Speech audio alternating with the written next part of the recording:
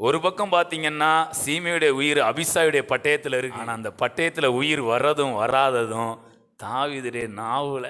பரலோக ராஜ்யத்தின் திறவுகோள்ங்கிறது கதவு சாவிர்கள் அப்படி கிடையாது. இந்த திறவுகோல் உங்களுடைய நாவு என்பதுதான். உங்க நாவை வச்சு நீங்க பூட்டனாலும் பூட்டலாம், திறக்கனாலும். இப்ப தாவீது தன்னுடைய நாவை உபயோகித்து நீ சாவதில்லை அப்படின்னு உடனே அபிசாய் பட்டயத்தை என்ன பண்ணல, எடுக்கல. இப்ப ஒருவேளை தாவீது நீ சாகவே சாவாய், நீ என்னதான் மன்னிப்பு கேட்டாலும் உன் தலையில இன்னைக்கு என் கையால சாவுன்னு எழுதியிருக்கு, ஒரு வார்த்தை சொல்லி இருந்தா அபிசாய் பட்டயம் உரைய விட்டு என்ன பண்ணிருக்கும், வெளியில வந்திருக்கும், அவன் கழுத்தை அறுத்திருக்கும். உண்மையா இல்லையா? இப்போ தாவீது ஒரு வார்த்தையை உச்சரிச்ச உடனே அதை செய்வதற்கு அபிசாய் வேலை பார்ப்பான்னா, உங்களுடைய நாவுக்கும் அதிகாரம் இருக்கு.